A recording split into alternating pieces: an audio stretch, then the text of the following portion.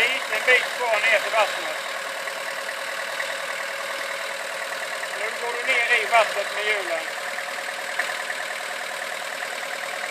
Det ser faktiskt lite värre ut nu än när... Det var du innan.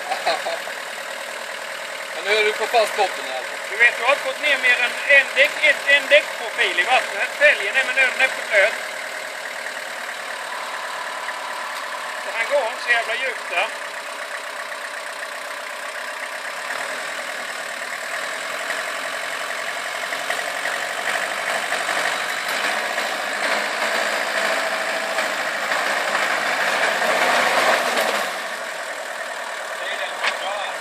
Det går nog inte backa där du.